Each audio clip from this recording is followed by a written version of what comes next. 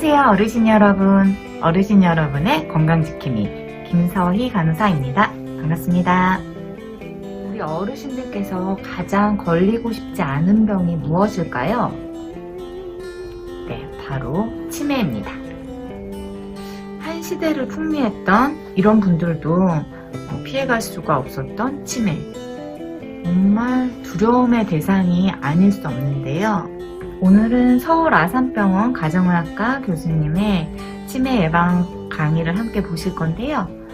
이 강의를 통해서 우리 어르신들께서 일상에서 치매 예방을 실천하실 수 있게 되기를 빕니다. 자, 그럼 함께 보실까요? 안녕하세요. 저는 서울 아산병원 사회복지팀에 근무하는 가정의학과 전문의 전성훈이라고 합니다. 오늘 제가 말씀드리려고 하는 건 어르신들이 제일 안 걸렸으면 하는 치매에 대해서 말씀드리려고 합니다. 어떻게 하면 치매를 예방할 수 있을까? 물론 젊어서 다 결정이 되기 때문에 어려운 점이 있긴 하지만 그래도 우리가 조금이라도 어떻게 예방할 수 있는 게 있지 않나 하는 걸 알아보도록 하겠습니다. 먼저 환자를 한번 보겠습니다. 65세 여자 환자입니다. 1년 전 남편과 사별했고 고혈압, 당뇨 등 특별히 드시는 약은 없었고요. 최근에 아파트 관리비 기한을 넘기고 가계부 계산이 잘 맞지 않고 죄송합니다. 리모컨을 쓰고 어디에 두었는지 기억나지 않는다고 해서 따님이 오셨어요. 따님이 MRI를 하면 치매인지 아닌지 정확하게 진단할 수 있지 않나 그렇게 알고 계셔서 오셨어요. 여기 보면 좀 틀린 게 있습니다. 첫 번째로 MRI 검사라고 하는 건 이렇게 뇌를 단면으로 잘라서 보는 건데 이게 치매 진단하는 데 있어서 도움이 되는 검사이긴 하지만 그것만 가지고는 치매인지 아닌지 정확하게 진단할 수 없으세요.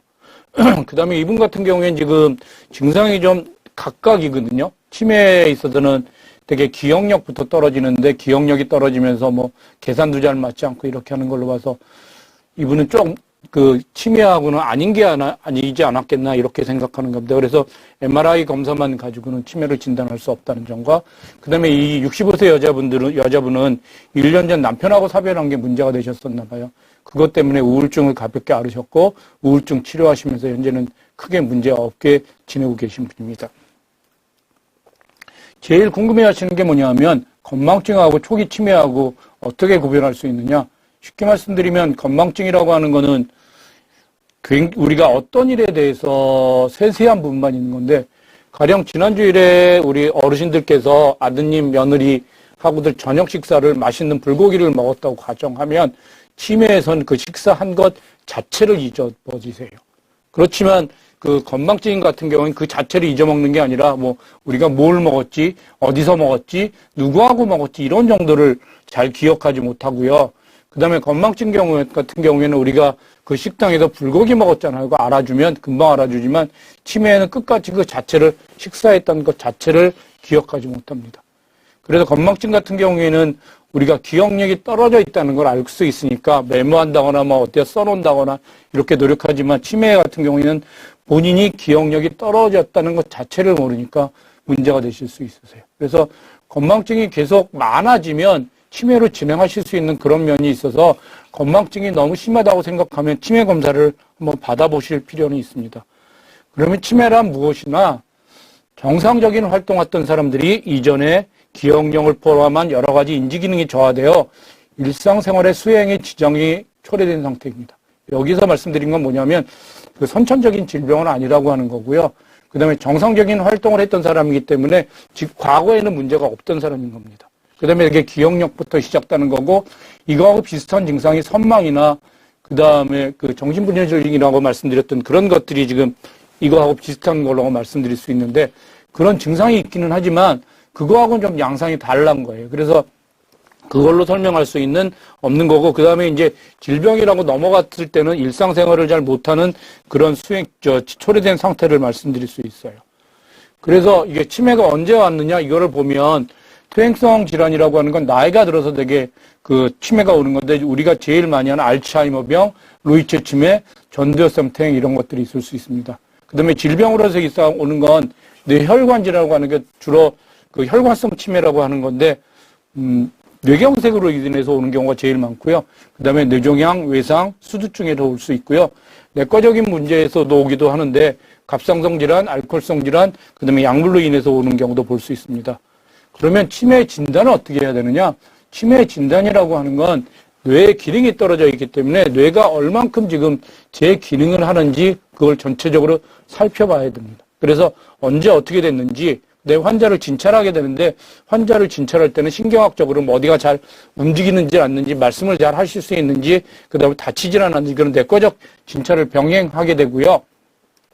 그 다음에 신경심리검사라고 하는 게 세라드, SNSB라고 하는 걸 하게 되는데 여기서는 지금 어떻게 기억하고 있는지 5개 얘기해서 어떻게 얘기할 수 있는지 그 다음에 금방 보고 어떻게 다시 그릴 수 있는지 우리가 여러 가지 그 면에서 검사를 하게 되니까요.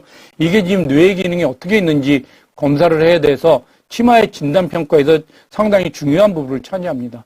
MRI를 물론 찍기는 하는데 그 검사실 검사나 원인동 진행평가에서 여러 가지 하면서 MRI를 찍기도 하는데 MRI하고 찍는 이유는 증상하고 MRI를 찍어서 이 사람이 어떤 특징적인 증상이 있을 때 기억력이 떨어졌다고 했을 때 해마 쪽에 이렇게 위축된 게 보인다거나 아니면 전두엽 쪽에 위축된 데 보이거나 이걸 보기 위해서 하는 거지 같이 해야 되는 거지 MRI 하나만 가지고는 할 수 없었고요.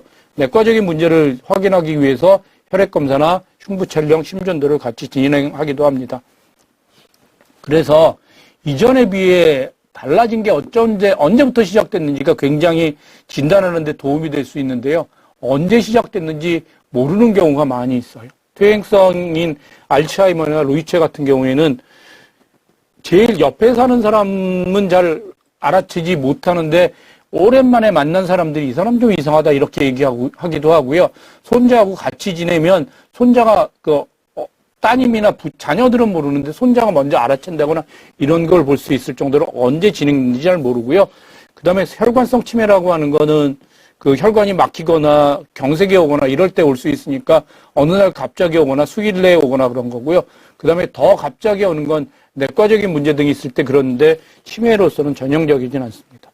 병의 진행 과정을 보면 알츠하이머는 상당히 천천히 너무 급속히 악화되는 건 다쳤거나 감염병 때문에 그럴 수 있고 점점 나빠지는 볼 수 있는 건 혈관성 치매에서 볼 수 있고요.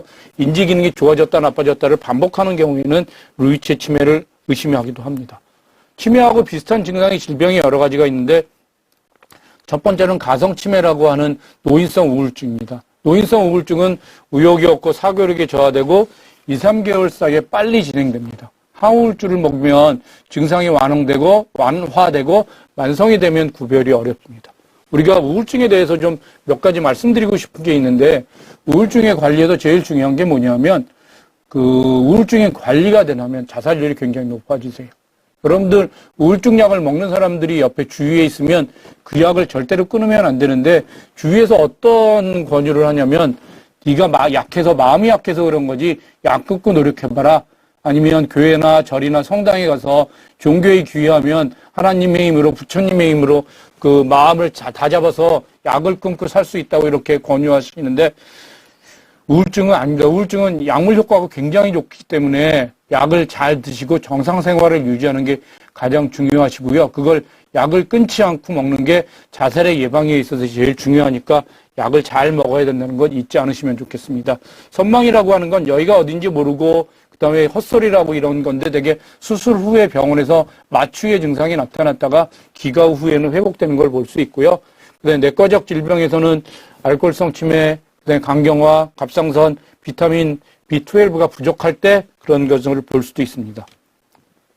그래서 치매가 지금 어느 정도 와 있는지 우리가 평가해야 되는데 이게 어디에서 중요하냐면 요양원을 입수한다거나 아니면 등급을 받을 때 이런 것들을 시행하게 됩니다. 그래서 먼저 인지기능 평가 아까 말씀드렸던 그런 신경심리검사를 하게 되고 그 다음에 중요한 게 뭐냐면 옷 입기, 세수하기, 목욕, 이동, 화장실 사용, 대소변 조절들이 혼자 지금 생활을 할 수 있느냐 없느냐 특히 대소변 조절 같은 게 안 되면 옆에 사람한테 도움을 받아야 되니까 그런 문제가 있는지 없는지 그 다음에 이상 행동이나 문제 행동을 하지는지 않은지 치매 자체는 지금 생각을 잘 못하고 결정을 잘 못하고 기억력이 떨어지는 거지만 그것 때문에 나타나는 정신과적인 증상이 우울, 지나친 환, 불안, 고격성 이런 여러 가지 증상이 나타나는데 이런 증상이 나타나게 되면 그 집에서 잘 간호하기가 어렵게 되고요. 이런 증상은 정신과적 약물로 치료를 해야 되는데 부작용 때문에 용량 조절에 상당히 어려움이 있으니까 그런 것들은 없는지 그렇게 여러 가지를 다면적으로 평가하게 됩니다.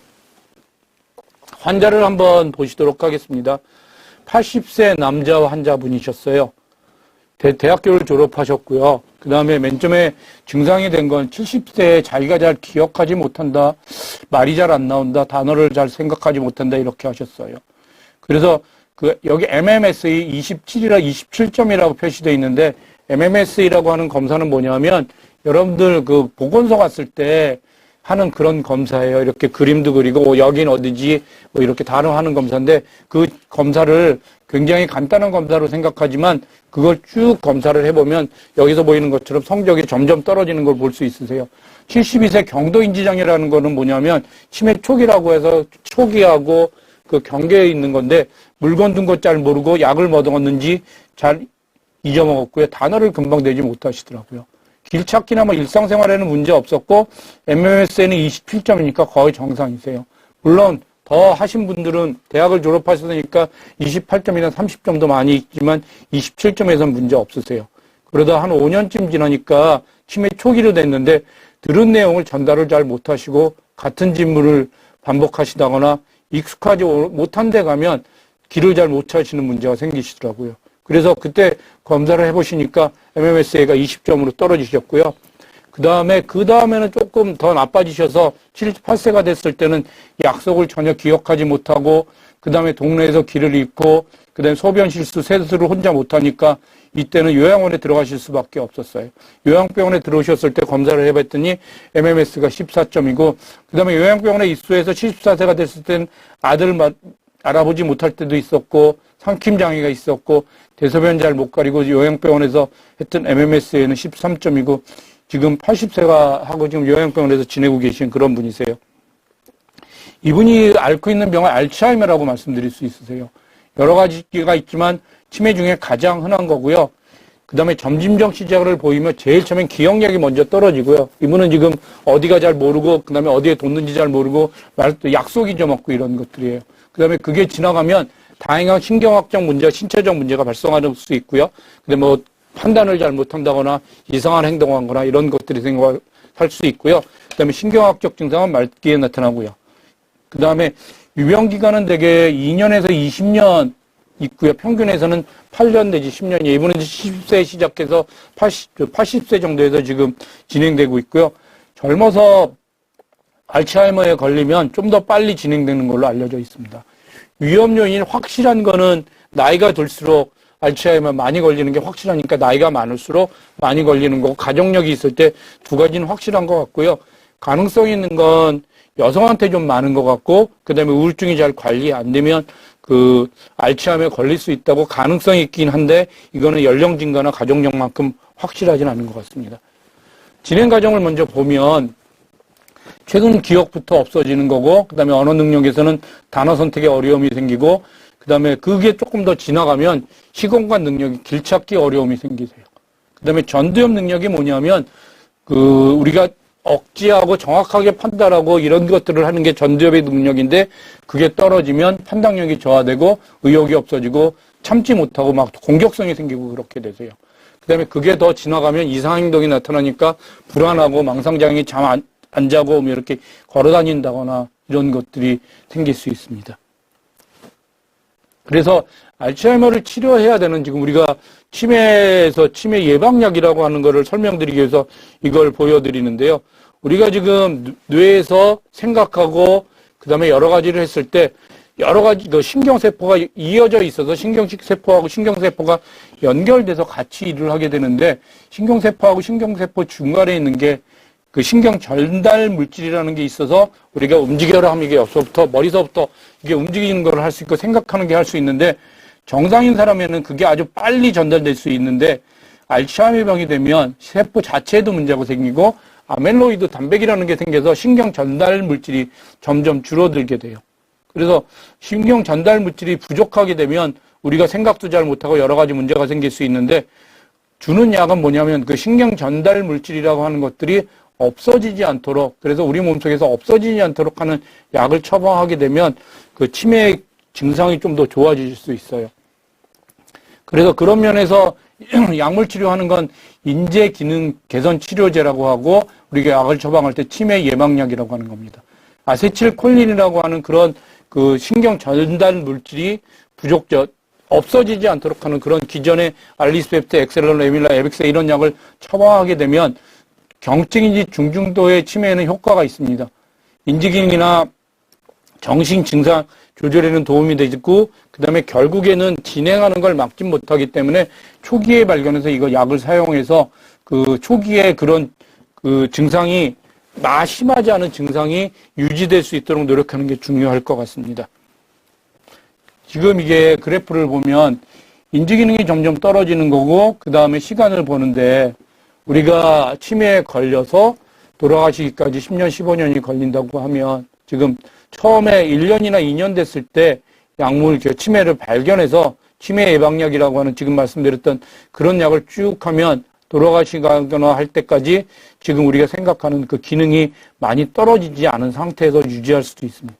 그렇지만 중간에 약을 먹다 약을 중단하게 되면 굉장히 치매기가 빨리 진행돼서 증상이 빨리 생길 수 있으니까 지금 치매를 근본적으로 치료하는 약이 발견된 게 없어요, 사실은.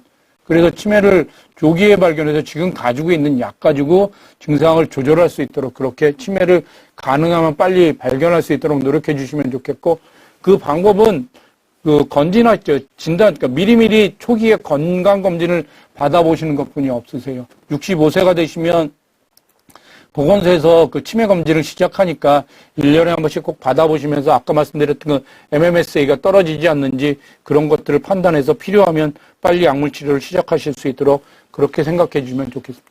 물론 약에 부작용이 없는 건 아닙니다.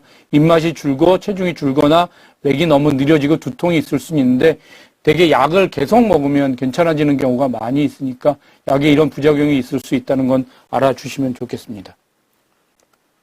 그다음에 요양병원에 입원해야 되는 경우가 있으세요. 요양병원에 입원해야 되는 경우에는 우리가 집에서 치매 환자를 돌보다가 돌볼 수 없는 상태가 됐을 때 그 요양병원에 입원하게 되는데 환자 일상생활 수행 능력의 저하라고 하는 건 혼자 생활할 수 있는지 대소변을 가릴 수 있는지 그 다음에 뭐 여러 가지 그 옷을 갈아입는다거나 씻는다거나 이런 거 혼자 밥을 먹는다거나 이런 걸 할 수 있는지가 중요한 것 같고요.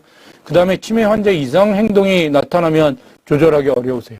배회, 공격성, 밤에 주무시지 않는다거나 이상한 행동을 한다거나 이상한 망상에 빠져서 주위에 있는 사람을 의심한다거나 이런 행동이 있을 때 병원에 입원하시게 되는데 그때는 정신과적 약물을 치료해서 이런 증상을 조절하게 되고요. 치매로 오인받는 선망은 아까 말씀드렸던 게 선망은 여러 가지 내과적이나 수술 이런 것 때문에 오는 거니까 증상이 금방 좋아질 수 있으니까 그거는 그거에 따라서 잘 치료하시면 될 것 같습니다.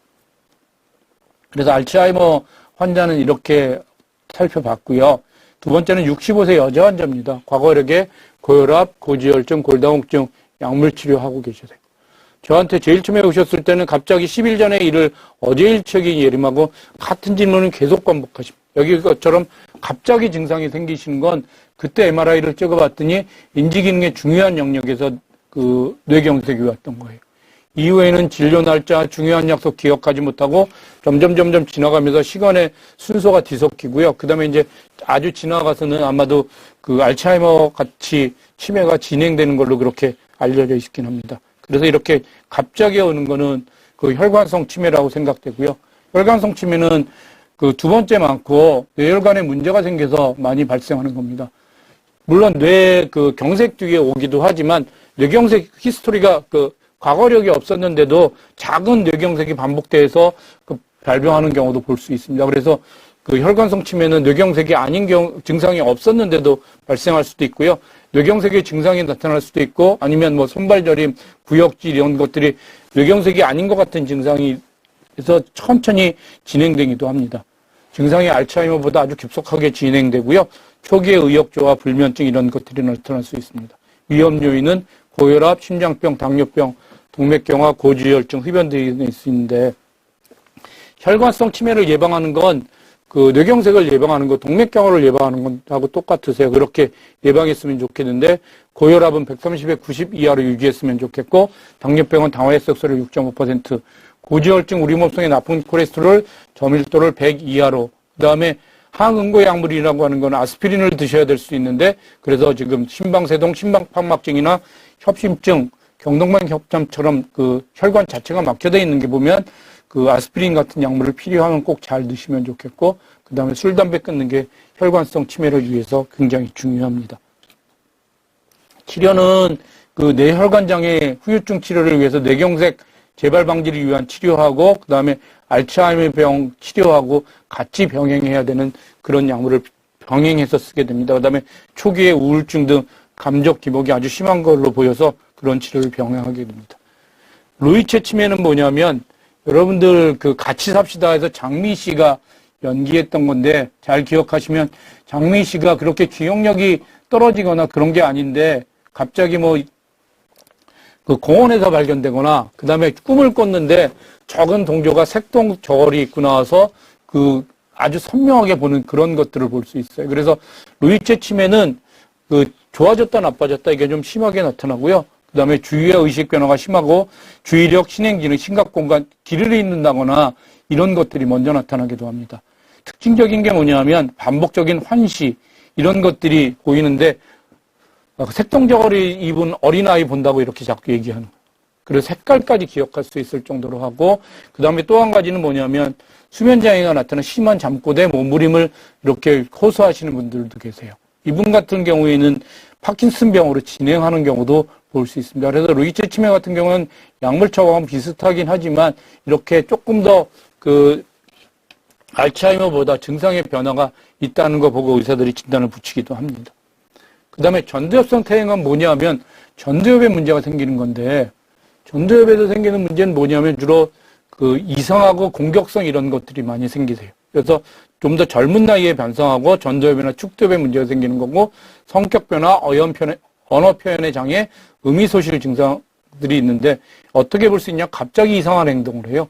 안 싸우던 사람들이 자꾸 싸우고 주위에 문제를 일으키고, 그래서 사회적 상황에서 부적절 행동을 많이 나오게 되고, 갑자기 행동이 바뀌고 이런 것들을 했을 때 한 번쯤 의심해 봐야 되는 겁니다. 그래서 화내고 욕설, 폭력적인 그런 것들을 보일 수 있고요.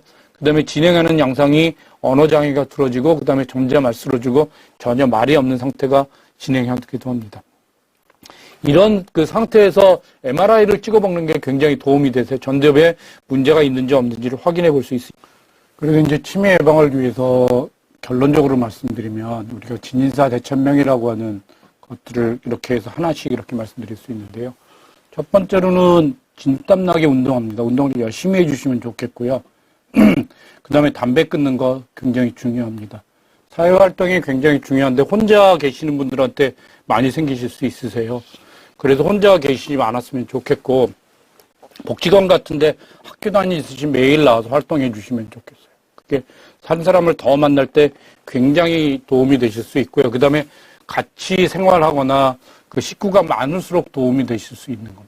그 다음에 대뇌 활동이라고 하는 건 뭐냐면 무언가를 배우시면 좋겠어요. 무언가를 배운다고 하는 게 열심히 노력하는 거고, 그 다음에 여러분들 가서 보시면 복지관에 가서 보시면 하나가 넘어갔는데요. 복지관에 가서 보시면 그 일기를 쓴다거나 이런 것들을 하게 되거든요. 책을 읽는다거나. 그 다음에 하실 수 있으면 원하신 거를 배우시면 좋겠어요. 특히 외국어 배우는 것들을 의사들이 굉장히 권유하는 일 중에 하나인데, 그렇게 대뇌 활동을 할 수 있는, 뇌 운동을 할 수 있는 걸 잘 하시면 좋겠고요. 그 다음에 술 끊는 거, 그 다음에 생명을 연장하는 식사를 하시는 게 도움이 되는데, 생명을 연장하는 식사는 뭐냐면 우리가 부족한 게 지금 단백질이에요. 그래서 좀 더 고기, 단백질 이런 것들을 좀 더 많이 드시도록 노력해 주시면 좋겠어요. 그래서 운동 열심히 하고 담배 끊고 술 끊고, 그 다음에 활동을 딴 사람 만나서 하는 것들을 끊지 마시고요. 계속 그렇게 열심히 하시면 좋겠고, 그 다음에 무언가를 배우시면 좋겠습니다. 여기 계신 분들이 복지관에 오시는 분들이 많으신데, 복지관에서 친구분들하고 이거 계속 배우는 그런 활동을 잘 해주시면 좋겠습니다.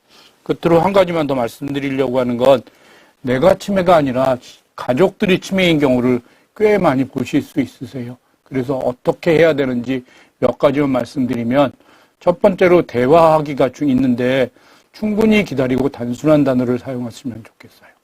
어린아이에 하는 것처럼 없는 것처럼 이야기하시면 안 됩니다.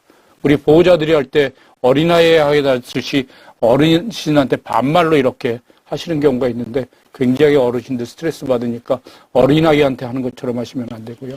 목욕하시는 원하는 시간에 규칙적인 일상이 될 수 있도록 며칠에 한번 이렇게 정기적으로 하시면 좋겠고, 옷 갈아입기도 같은 시간에 좋아하는 옷, 편한 옷 여러 가지를 준비해서 쉽게 갈아입을 수 있도록 원하는 걸 할 수 있도록 그렇게 하시고요.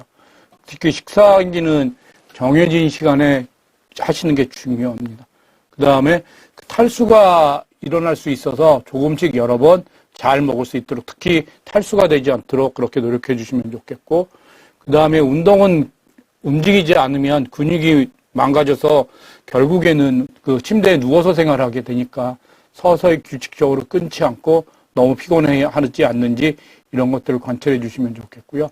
그 다음에 요실금, 변실금이 있을 수 있는데 이거는 하는 게 규칙적으로 2시간마다 한 번씩 화장실을 가게 한다거나 이렇게 해서 예방하실 수 있는 방법이 있어요. 그 다음에 낮잠을 잘 못 자게 해서 낮잠을 주무시면 밤에 잘 못 자게 되니까 그런 것들을 피할 수 있도록 그렇게 노력해 주시면 좋겠고요. 그 다음에 망상 환각이 있으면 환자들하고 싸우시면 안 되세요. 환자 머릿속엔 그게 진실이거든요. 이분 틀림없이 집에 가지 않았는데 집에 갔다 왔다 뭐 이렇게 이상한 얘기를 하게 되는데 그냥 들어주시고 그냥 안전하게 그냥 인정해 주시는 것처럼 그렇게 해 주시면 좋겠어요. 그 다음에 배회하는 경우가 많이 있는데 이름표, 주소, 목걸이 달게 하고 집에서는 어린아이한테 하듯이 위험한 거 손 닿는 데서 다 치우도록 그렇게 하고 열쇠 관리, 안전한 환경에서 이렇게 관리할 수 있도록 이렇게 간호하실 수 있도록 그렇게 해주시면 좋겠습니다. 그래서 치매 환자들이 갑자기 나빠지는데 갑자기 나빠지는 게 되게 환경이 바뀌었을 때 굉장히 나빠지세요. 뭐 요양원을 딴 데를 간다거나 이사를 간다거나 딴 집으로 이렇게 뭐 아들 집 갔다가 딸의 집에 간다거나 이렇게 하실 때 굉장히 많이 악화되는 걸 볼 수 있는데 치매 환자를 위해서는 익숙한 환경에서 안전한 환경에서 이렇게 지낼 수 있도록 그렇게 도움을 주시는 게 좋으실 것 같습니다. 그래서 여기까지 말씀드렸는데요. 치매 예방을 위해서 여러 가지가 있겠지만 첫 번째로 혈관성 치매는 우리가 뇌경색을 예방하기 위해서 고혈압, 당뇨, 고지혈증 이런 것들을 잘 관리할 수 있도록 그렇게 노력해 주시면 좋겠고요. 알츠하이머병, 루이체 치매 같은 건 우리가 현재로서는 원인을 잘 모르거든요. 그래서 첫 번째로 조기에 발견을. 오늘 강의가 좀 도움이 되셨나요? 치매는 어느 정도 예방이 가능합니다. 우리 어르신 여러분 평소에 좋은 생활 습관을 통해서 치매 예방 실천하시고 더욱 건강한 봄날 되시길 빌겠습니다. 치매 예방 실천하자라고 댓글을 남겨주신 어르신께는 수정의 상품이 준비되어 있으니 많이 참여해주세요. 치매 예방 실천하자. 어르신 여러분 오늘도 건강한 하루 되세요.